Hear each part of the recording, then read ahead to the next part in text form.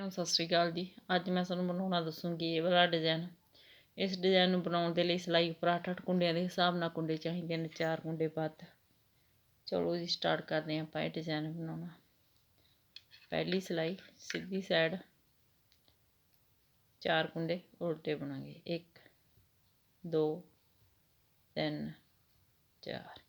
ਧਾਗਾ ਦੂਸਰੀ ਸਾਈਡ, ਇਹ ਜਿਹੜੇ 2 ਕੁੰਡੇ ਨੇ ਇਹਨਾਂ ਇਸ ਤਰ੍ਹਾਂ ਅੱਗੋਂ ਦੀ ਸਿਲਾਈ ਪਾ ਕੇ 2 ਕੁੰਡਿਆਂ ਦਾ 1 ਕੁੰਡਾ ਕਰਾਂਗੇ। ਆਪਣੇ ਕੋਲ 1 ਕੁੰਡਾ ਕੱਟ ਗਿਆ ਤੇ ਸਿਲਾਈ ਉੱਪਰ ਇਸ ਤਰ੍ਹਾਂ ਵਲ ਪਾਵਾਂਗੇ। ਉਹੀ ਕੁੰਡਾ ਦੁਬਾਰਾ ਆਪਣੇ ਕੋਲ ਪੂਰਾ ਹੋ ਗਿਆ। 2 ਕੁੰਡੇ ਸਿੱਧੇ ਬਣਾਂਗੇ। ਇਹ ਦੇਖੋ 4 ਦੇ 4 ਕੁੰਡੇ ਆਪਣੇ ਕੋਲ ਪੂਰੇ ਹੋ ਗਏ। ਧਾਗਾ ਆਪਣੀ ਸਾਈਡ 4 ਕੁੰਡੇ ਉਲਟੇ, 1 2 3 4। ਧਾਗਾ ਦੂਸਰੀ ਸਾਈਡ, ਇਹ 2 ਕੁੰਡਿਆਂ ਦਾ 1 ਕੁੰਡਾ ਕਰਾਂਗੇ। ਸਿਲਾਈ ਉੱਪਰ ਇਸ ਤਰ੍ਹਾਂ ਵਲ ਪਾਵਾਂਗੇ। 2 ਕੁੰਡੇ ਸਿੱਧੇ ਬਣਾਂਗੇ। 1 2।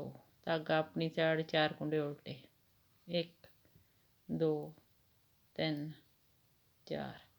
ਧਾਗਾ ਦੂਸਰੀ ਸਾਈਡ, ਇਹ 1 ਤੇ 2, ਇਹ 2 ਕੁੰਡਿਆਂ ਦਾ 1 ਕੁੰਡਾ ਕਰਾਂਗੇ ਅੱਗੋਂ ਦੀ ਸਿਲਾਈ ਪਾ ਕੇ। ਸਿਲਾਈ ਉੱਪਰ ਇਸ ਤਰ੍ਹਾਂ ਵਲ ਪਾਵਾਂਗੇ। 2 ਕੁੰਡੇ ਸਿੱਧੇ ਬਣਾਂਗੇ। 1 2। ਧਾਗਾ ਆਪਣੀ ਸਾਈਡ 4 ਕੁੰਡੇ ਉਲਟੇ, 1 2 3 4। ਦੂਸਰੀ ਸਿਲਾਈ ਉਲਟੀ ਸਾਈਡ।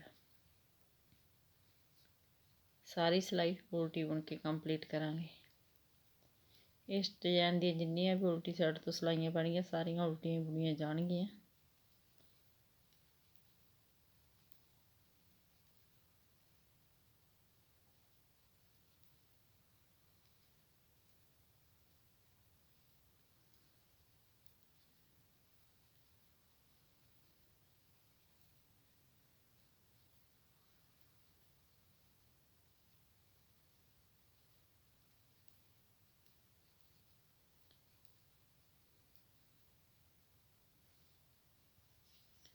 ਤੀਸਰੀ ਸਿਲਾਈ ਸਿੱਧੀ ਸਾਈਡ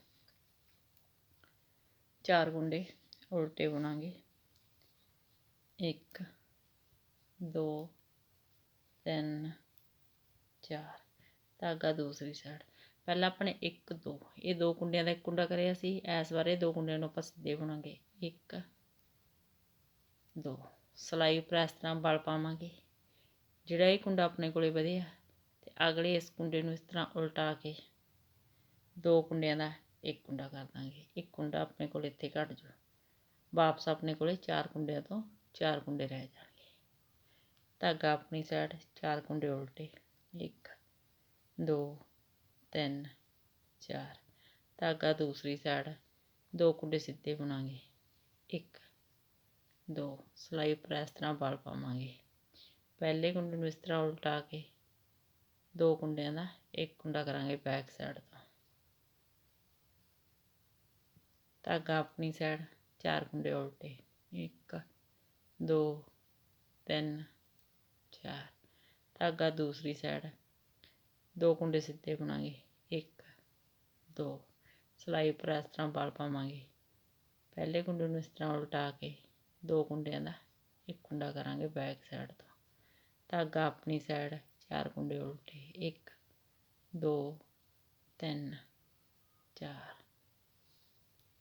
ਚੌਥੀ ਸਿਲਾਈ ਉਲਟੀ ਸਾਈਡ। ਸਾਰੀ ਸਿਲਾਈ ਉਲਟੀ ਬੁਣ ਕੇ ਕੰਪਲੀਟ ਕਰਾਂਗੇ।